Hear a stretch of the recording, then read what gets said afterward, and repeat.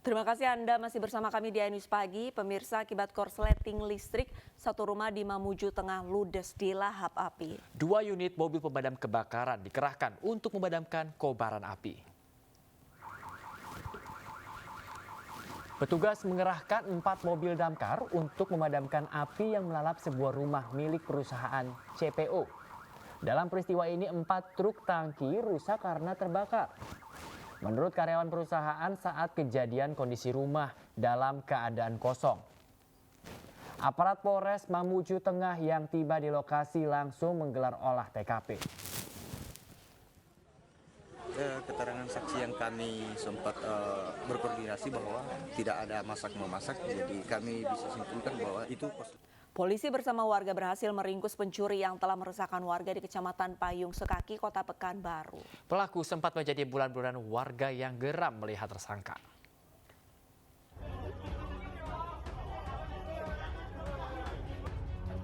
Tersangka BR 32 tahun menjadi bulan-bulanan warga di Kecamatan Payung Sekaki, Kota Pekanbaru.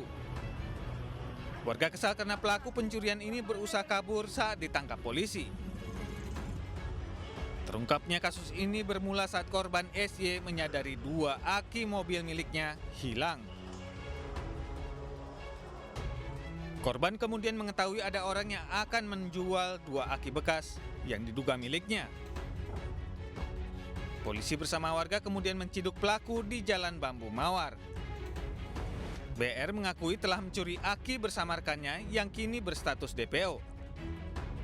Karena waktu itu kita melakukan penangkapan, jadi heboh, jadi warga langsung juga membantu kami untuk melakukan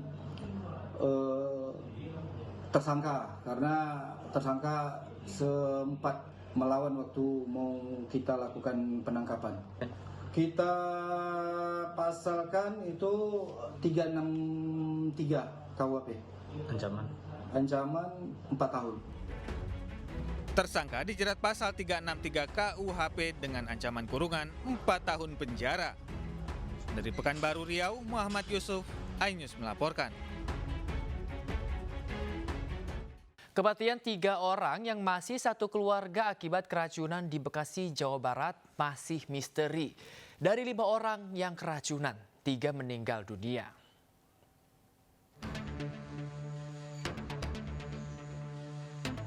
Hingga hari kelima pasca tragedi dugaan 5 orang dalam satu keluarga mengalami keracunan yang menyebabkan 3 orang meninggal dunia, sedangkan 2 korban yang selamat masih dalam perawatan di RSUD Bantar Gebang. Sementara itu, kondisi rumah kontrakan korban di Kampung Ciketing Barat, Kelurahan Ciketing Udik, Kecamatan Bantar Gebang, Kota Bekasi, Jawa Barat masih terpasang garis polisi. Salah satu tetangga korban belum sempat mengenal penghuni rumah kontrakan yang diduga menjadi korban keracunan makanan lantaran korban baru menempati rumah kontrakan selama 2 minggu. Ya, itu aja beli. Terus kira beli. Ngobrol sama tetangga aja sama saya sama kantor. Tapi sempat ngobrol sama? Nggak pernah sama sekali. Tapi setahu Mas, beli mereka ini kerja atau? Kerja kurang tahu, nggak pernah. Tapi nggak pernah sih. Iya, setiap pagi keluar biasa. Pihak kepolisian telah menyerahkan 14 sampel makanan dari lokasi kejadian. Selain itu, kepolisian telah memeriksa dan memanggil 7 orang saksi, diantaranya tetangga, pemilik kontrakan, serta mantan suami korban. Sedangkan suami korban berinisial WWN yang menghilang dan belum diketahui keberadaannya dan masih dalam pencarian. Intinya kami Satreskrim Polres Metro Bekasi Kota sedang melakukan penyelidikan terhadap peristiwa yang terjadi.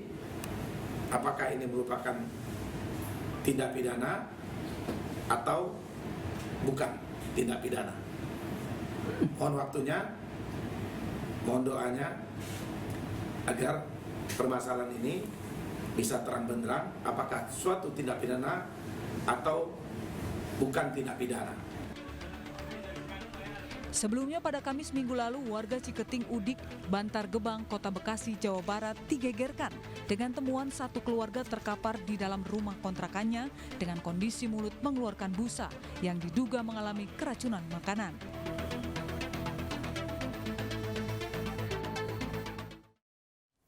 Kementerian Kominfo telah memutus akses 7 situs dan 5 grup media sosial yang membuat konten jual beli organ tubuh manusia.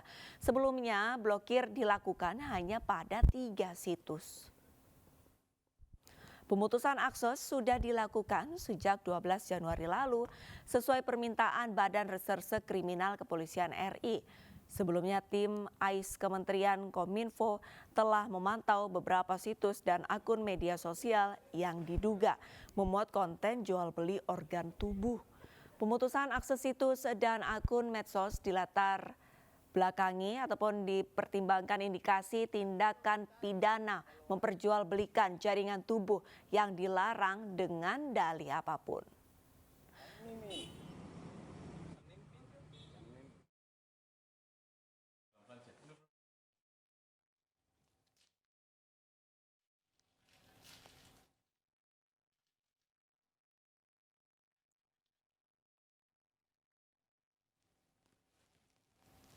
Pemirsa, Pusat Vulkanologi dan Mitigasi Bencana Geologi mencatat Gunung Merapi di Sumatera Barat erupsi 177 kali selama awal tahun 2023.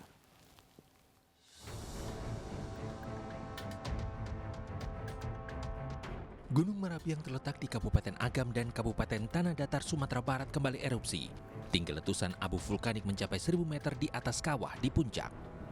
Pusat Vulkanologi dan Mitigasi Bencana Geologi mencatat Gunung Merapi erupsi sebanyak 177 kali dalam sepekan. Pemantauan CCTV di puncak agak sedikit terhalang oleh paparan abu yang menempel di casing kamera yang kita pasang di puncak. Tapi untuk pemantauan masih tetap bisa ya Pak ya? Iya, pemantauan tidak terkendala apapun ya saat ini. Gunung Merapi yang berketinggian 2.891 mdpl saat ini berstatus waspada atau berada pada level 2 di atas aktif normal. Warga tidak diperbolehkan mendekat dan beraktivitas dalam radius 3 km dari kawah di puncak gunung. Dari Bukit Tinggi dan Agam, Sumatera Barat, Wahyu Sikumbang, iNews melaporkan. Hujan deras disertai angin kencang menerjang puluhan rumah warga di Kabupaten Tulang Bawang, Lampung. Kencangnya angin juga menumbangkan sejumlah pohon serta merusak fasilitas umum.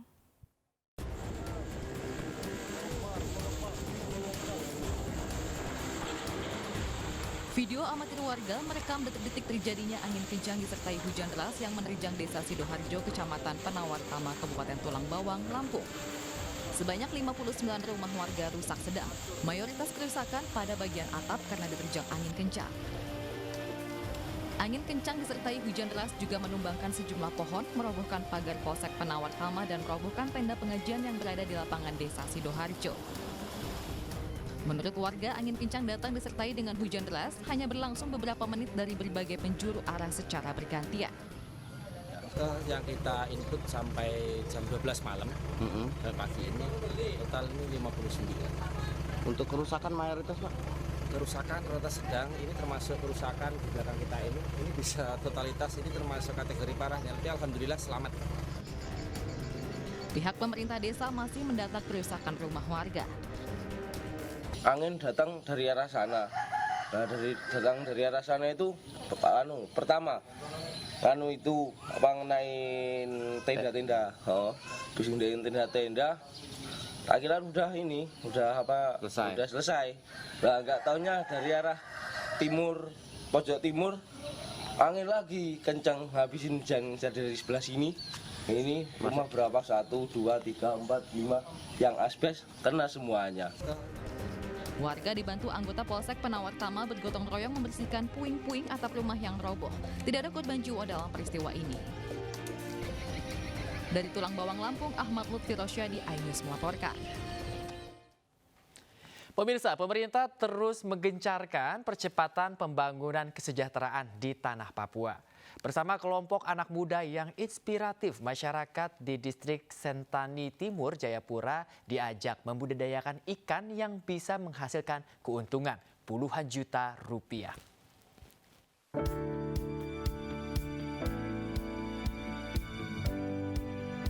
Pemberdayaan masyarakat melalui kegiatan budidaya ikan nila berlokasi di Kampung Nolokla, Distrik Sentani Timur, Jayapura, Papua. Sekitar 20 orang dari kaum muda hingga tua yang dulunya belum bekerja, kini memelihara 20.000 benih ikan nila di 8 kolam bioflok. Dengan kalkulasi lancarnya proses produksi, setiap anggota kelompok bisa berpenghasilan kurang lebih 25 juta rupiah per 5 bulan. Sangat senang sekali dengan sistem bioflok ini, supaya mereka selama ini kan mereka menganggur toh. Jadi saya sempat janjikan kepada mereka, kita punya usaha, kita harus nanti kita punya saldo, kita simpan ke depan. Mungkin satu orang yang usia lebih tua, saya akan kembangkan, saya buat kamu punya kolam sendiri, sistem apa sendiri lagi kamu sendiri, supaya biar kamu, kita punya anggota itu masing-masing sendiri punya. Sementara itu, pembangunan Gedung Papua Youth Creative Hub atau PYCH di distrik AB Pura, Kota Jayapura, kini telah siap dan akan diresmikan Presiden Jokowi. Gedung ini dibangun pemerintah untuk mendukung anak muda kreatif dan inspiratif yang berkontribusi dalam percepatan kesejahteraan masyarakat Papua. Tentunya kami berharap masyarakat di Papua dan tokoh-tokoh dan seluruh anak-anak muda bisa mendukung ini untuk kita bersama-sama mempercepat peningkatan ekonomi dan kesejahteraan di wilayah Papua ini dengan kerjasama yang baik untuk semua pihak. Gedung PYCH memiliki fasilitas untuk pengembangan anak muda di berbagai bidang mulai dari riset teknologi, kewirausahaan, hingga industri kreatif.